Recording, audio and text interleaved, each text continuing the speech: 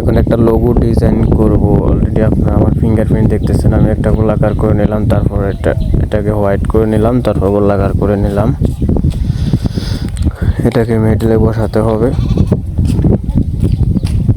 একটু ছোট বড় করে নিচ্ছি, আর এটাকে মিডলে বসাতে হবে। তারপর এটা এখান থেকে একটা টেক্সট নেব আমি।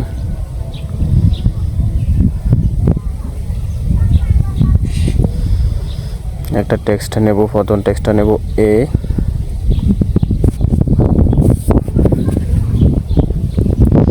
এটা নিলাম।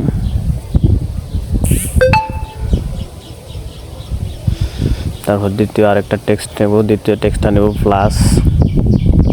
অলরেডি আপনারা আমার ফিঙ্গারপ্রিন্ট দেখতেছেন, কোথায় টিপ দিলে কি হইতেছে। প্লাসটা একটু বড় করে নিলাম।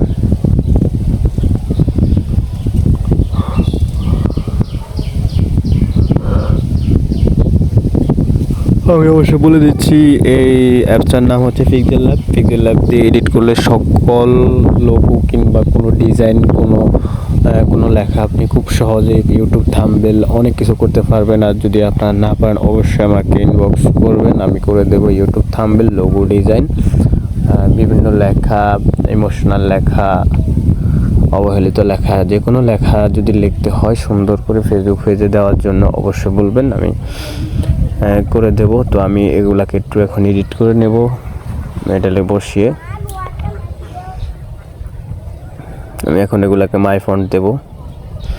একটাকে মাই ফন্ট দিয়েছি, অন্য একটাকে মাই ফন্ট দেবো। এটাকেও মাই ফন্ট দেওয়া হয়ে গেছে। তো এখন একটু এডিট করে নিচ্ছি।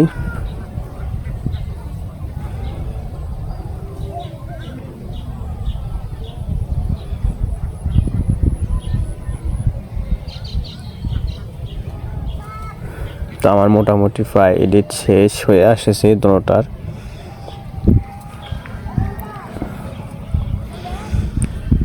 এডিট এমনভাবে করতে হবে যেন আপনার প্রফেশনাল লুক দেওয়া যায়। তো আমি এখানে A+A এমন একটা ইংলিশ টাইপ করব, সুন্দর করে একটা লোগো ডিজাইন করব ফেসবুক প্রোফাইলে দেওয়ার জন্য আমার।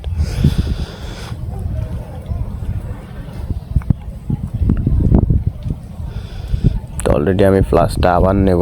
প্লাসটা যেহেতু রিমুভ হয়ে গেছে আমার ভুলের কারণে, প্লাসটা আবার নিলাম। এখন একটু বড় করে নেব, বড় করে নিলাম, 3D করে দেব।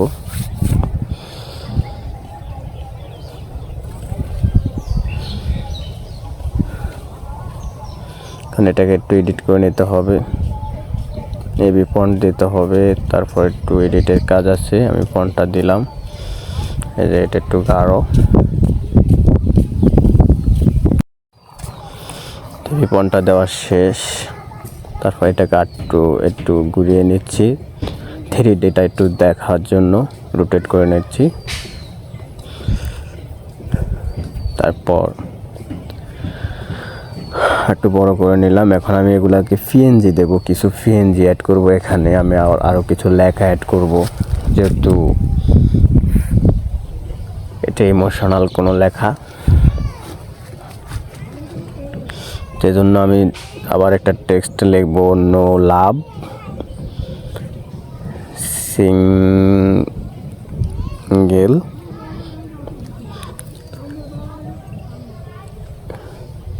সরি, ইজের জায়গা তাস হয়ে গেছে, ইজ দ্য বেস্ট।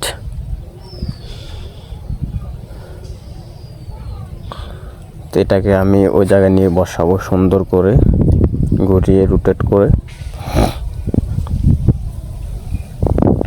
একটু ঘুরিয়ে নিচ্ছি, আর একটু ঘুরিয়ে নিতে হবে, যে আবার কালারটা দিতে হবে, কালারটা দেখা যাচ্ছে না।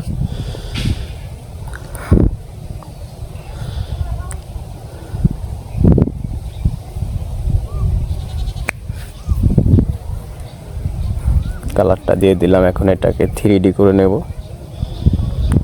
এটাকে আর একটু বড় করে নিতে হবে, আমার বৃত্তাকারটাকে একটু বড় করে নিতে হবে।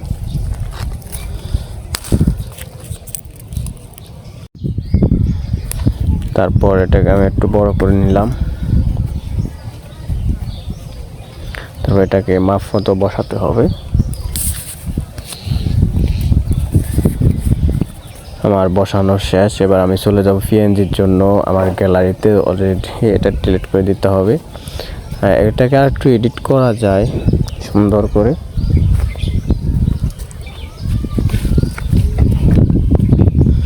যদি এবি ফন্ট দেওয়া হয়, যে এবি ফন্টটা দিলে একটু এডিট করলে একটু প্রফেশনাল ভাবে দেখা যাবে, সুন্দর দেখা যাবে।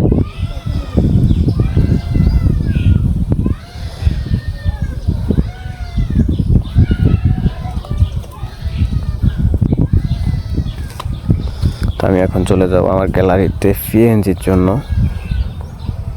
আমি পিএনজিটা নিলাম প্রথম। এটাকে আমি নিচে বসাবো, একটু ছোট করে দিতে হবে, যেহেতু আমি বৃত্তাকারের ভিতরে রাখবো, বৃত্তাকারের বাইরে নিব না। আমি অন্য আরেকটা পিএনজি নেব।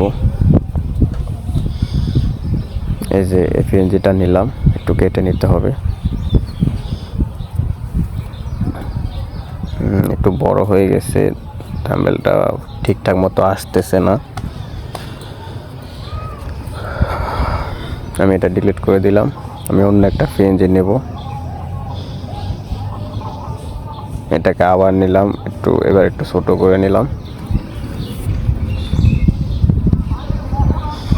তারপর এটা দিয়ে দেব। তো এই পিএনজিটা আমি মাপ মতো বসাতে হবে। এখন বসিয়ে দিলাম, এগুলাকে একটু লক করে দিচ্ছি। আমার প্রায় এডিট শেষ, লক হয়ে গেছে। এবার এই ছবিটাকে আমি সেভ করে নেব। যে ওখানে টিপ দিলে সেভ দ্য প্রজেক্ট, তারপর শেয়ারে টিপ দিলে ছবিটা সেভ হয়েছে। Thank you, good bye.